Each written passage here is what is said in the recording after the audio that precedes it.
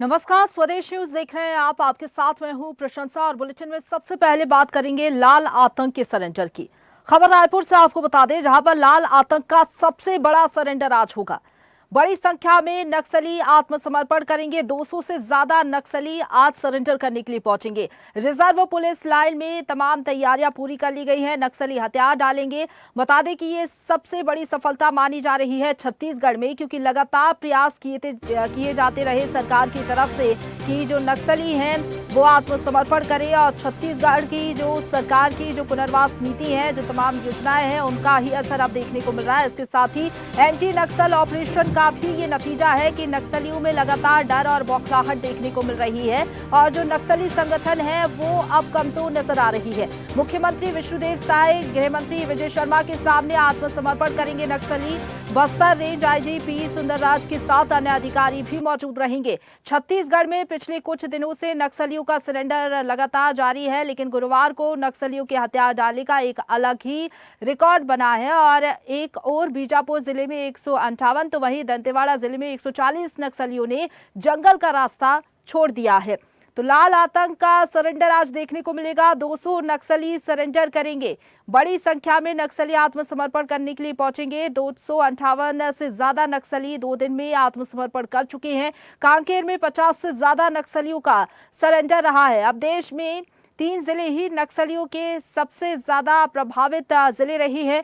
सिर्फ सशस्त्र आंदोलन छोड़ रहे हैं, ये रूपेश ने कहा, जो कि नक्सलियों का लीडर है। 20 महीने की बात करें तो 1876 नक्सलियों ने आत्मसमर्पण किया है, और मुख्यमंत्री विष्णुदेव साय के सामने आज आत्मसमर्पण करने के लिए नक्सली पहुंचेंगे। पिछले 22 महीनों की बात करें तो 477 नक्सली मुठभेड़ में मारे गए हैं। 22 महीनों में 2110 नक्सलियों ने आत्मसमर्पण भी किया है, और 1785 नक्सली गिरफ्तार भी हुए हैं। 22 महीनों में लगातार जारी रही कार्रवाई जवानों की। 31 मार्च 2026 तक छत्तीसगढ़ को नक्सल मुक्त बनाने का लक्ष्य है।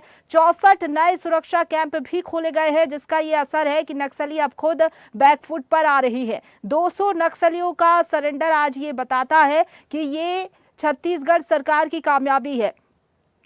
अब तारीख के मुताबिक आप देख लीजिए कब कितने नक्सलियों ने सरेंडर किया है। 15 अक्टूबर को 27 नक्सलियों ने सरेंडर किया। 17 सितंबर की बात करें तो नारायणपुर में 12 नक्सलियों ने सरेंडर किया।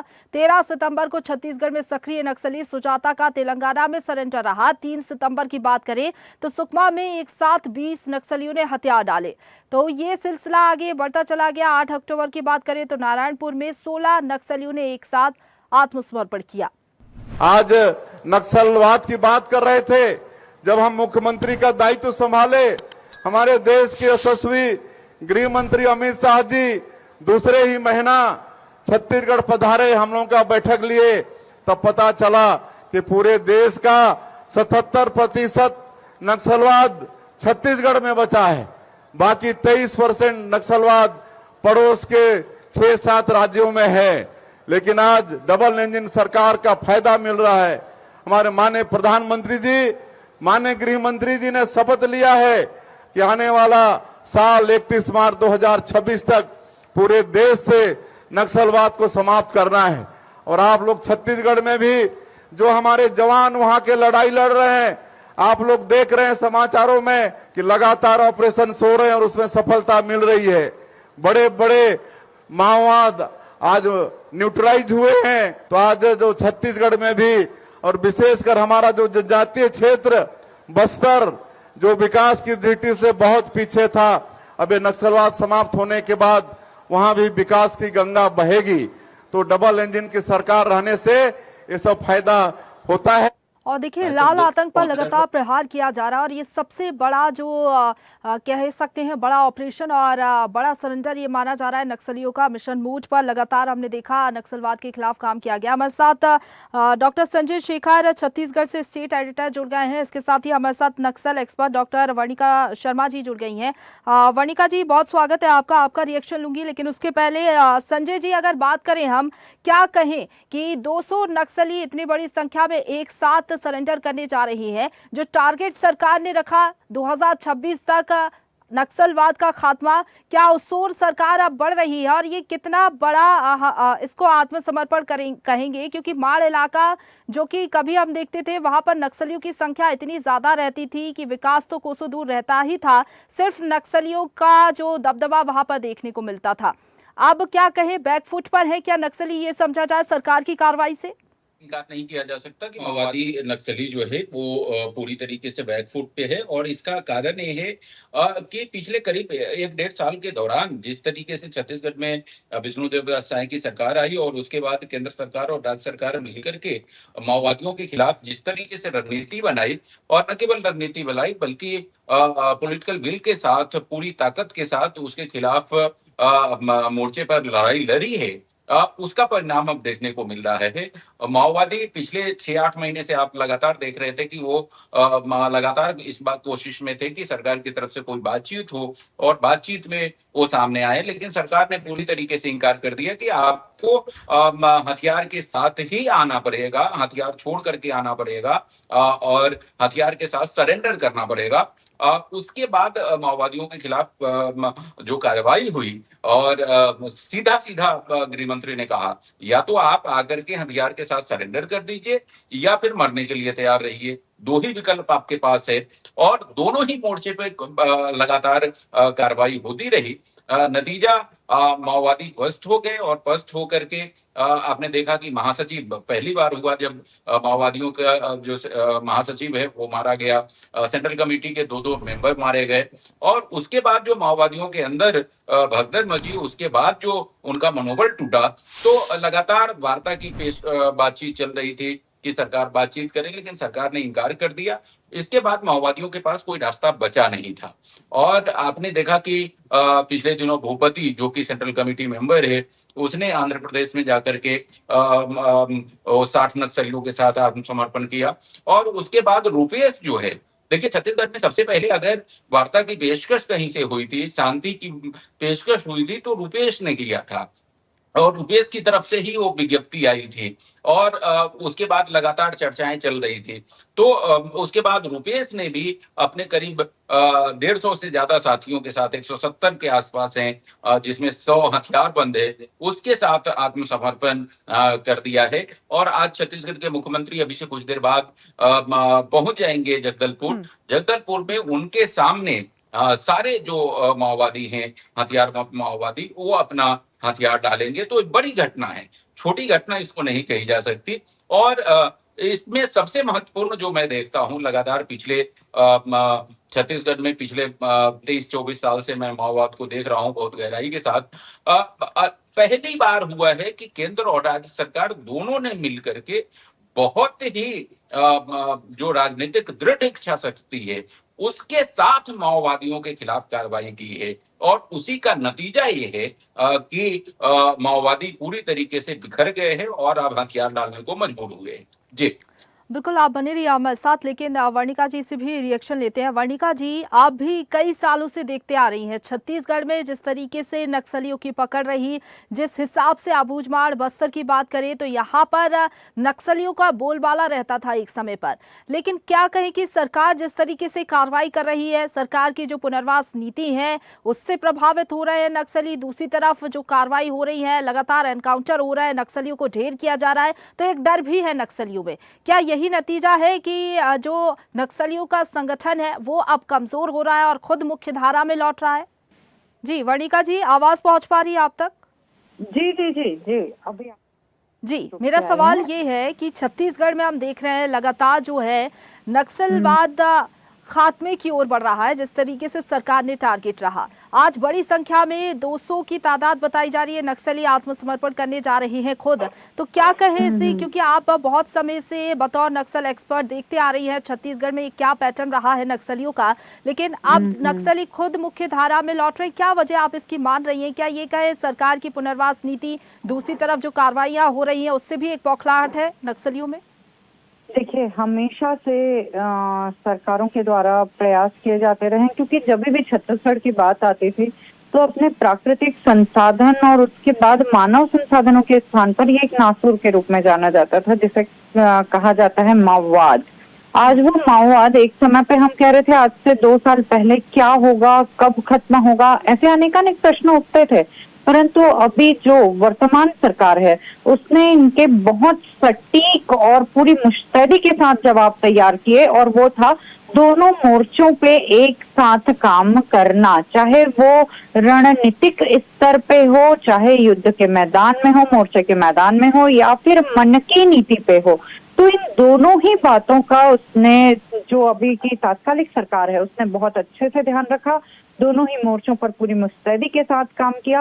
लेकिन ये बात भी जरूर ध्यान में रखी कि आत्म समर्पण की जो नीति है, जो पुनर्वास की नीति है, उसमें बहुत सारे ऐसे परिवर्तन या परिवर्धन, जिसको सही शब्द होगा कहना, इतने अच्छे किए गए कि वहां पे लोगों को ये बात, एक तो इस यदि हम 3 डायमेंशनल इसका स्ट्रक्चर लें तो ये चीज स्पष्ट रूप से समझ आई कि जो माओवादी हैं उनकी भी समझ में आने लगा कि ये दिशाविहीन या भटकी हुई लड़ाई निरर्थक है, इससे किसी का भी कल्याण नहीं है बल्कि केवल विनाश है।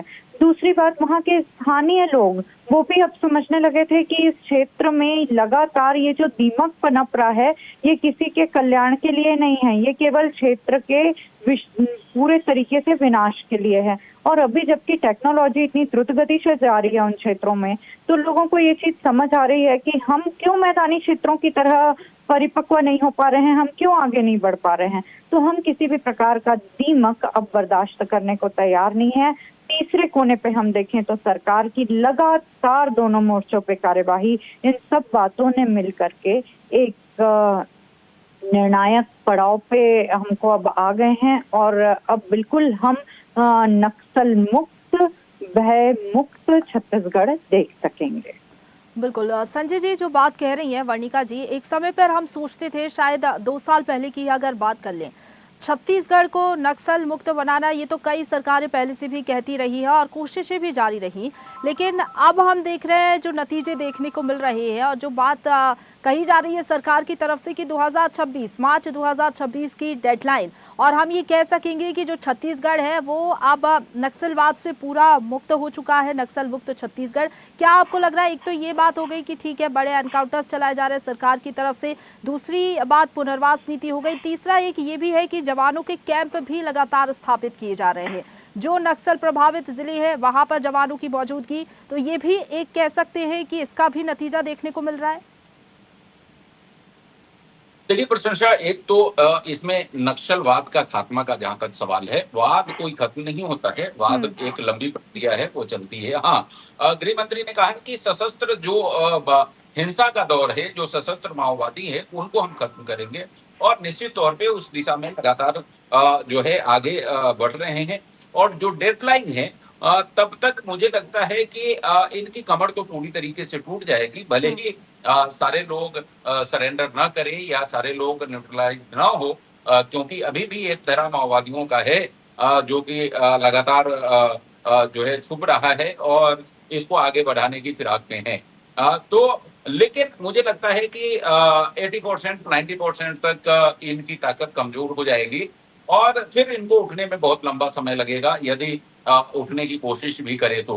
मैं एक सेंटेंस में कहूं तो मैं ये कह सकता हूं कि माओवादियों का करीब करीब खात्मा हो जाएगा, जो सशस्त्र माओवादी हैं उनका, क्योंकि जो सरकार का टारगेट है कि जो हिंसा है, जो विचार तो रहेंगे, विचार बहुत सारे लोगों के बीच में रह सकते हैं, शहर के लोग भी बैठे हुए हैं, बहुत सारे वो भी उस विचारधारा के कहीं ना कहीं सिंपैथाइजर हो सकते हैं, लेकिन जो हिंसा है, जो शस्त्र लेकर के लोगों को मारा जाता है, वहां पर आतंक फैलाया जाता है, मुझे लगता है कि करीब करीब 90% तो कंप्लीट हो जाएगा इस टारगेट में।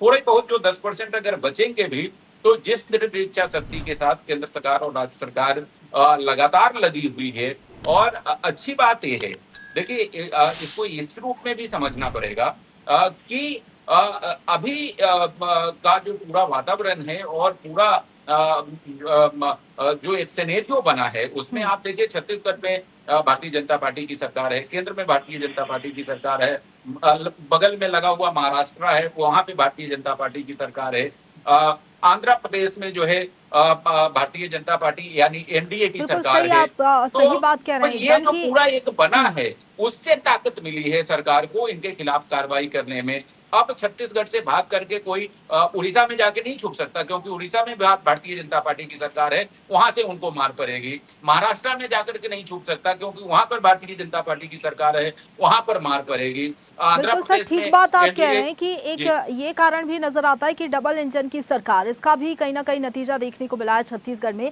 वर्णिका जी, आप क्या कहेंगे, केंद्र और राज्य सरकार जिस तरीके से मिलकर काम कर रहा है, एक जो डबल इंजन सरकार काम कर रही है, रणनीति बना रही है हर मोर्चे पर, इसलिए कह सकते हैं कि कामयाबी मिल रही है? जी बिल्कुल। एक दो बातें यहाँ पे फिर से उभर के आएंगी। एक तो जो कंबाइन एक्शन फोर्स जो काम कर रहा है, चाहे वो राज्य की सीमाओं से जुड़ा हुआ हो, चाहे वो इंटरनल जो फोर्सेस हैं वो पूरी तरीके से एक कंबाइन होकर के वर्क कर रही हैं। दूसरा प्रॉपर कोऑर्डिनेशन एंड तीसरा प्रॉपर मैनेजमेंट। इन तीनों मैनेजमेंट में रणनीति आती है। तो जिस तरीके से तीनों ही चीजों का प्रॉपर एक टाइमिंग, एक रेशियो रखा गया है, और सबसे बड़ी बात होती है किसी भी ऑपरेशन के लिए, कॉइन के लिए, काउंटर इंसर्जेंसी के लिए, वो होता है कि उसके लिए आपको दृढ़ निश्चयी होना पड़ता है और एकदम फोकस्ड वे पे जाना पड़ता है। तो जब एक बार टाइम सेट हो गया, और वो भी अपने जो देश के केंद्रीय मंत्री हैं, केंद्रीय गृह मंत्री, उनके द्वारा जब ये बात फिक्स हो जाती है, तो फिर ये वास्तव में एक अभूतपूर्व निर्णायक पड़ाव लेके आती है। बिल्कुल, और इसी के रिजल्ट्स भी देखने को मिल रहे हैं छत्तीसगढ़ में, और यही हम कह सकते हैं कि नक्सलवाद जो है अपने अंतिम चरण में है, और ये भी कह सकते हैं कि अंतिम सांसें गिन रहा है, क्योंकि जो टारगेट सेट किया उसी का नतीजा है कि लगातार सामूहिक आत्मसमर्पण देखने को मिल रहा है। कई बड़ी कैडर के जो नक्सली हैं वो भी लगातार आत्मसमर्पण कर रही हैं। फिलहाल बहुत धन्यवाद संजय जी आपका हमारे साथ जुड़ने के लिए। इसके साथ ही वर्णिका जी आपका भी बहुत धन्यवाद चर्चा में शामिल होने के लिए।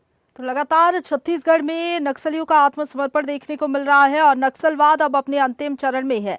सुरक्षा बलों के नक्सल ऑपरेशन का लगातार नतीजा देखने को मिल रहा है कि जो नक्सली हैं डरे हुए हैं, बौखलाए हुए हैं और खुद आत्मसमर्पण कर रहे हैं। छत्तीसगढ़ सरकार की पुनर्वास नीति का भी यही नतीजा है कि नक्सलवाद और नक्सली अब बैकफुट पर है और लाल आतंक पर लगातार प्रहार जारी है। ताजा खबरों के लिए लाइक, फॉलो और YouTube पर सब्सक्राइब कर बेल आइकन दबाएं। साथ ही ताजा अपडेट्स के लिए स्वदेशलाइव.com पर विजिट करें।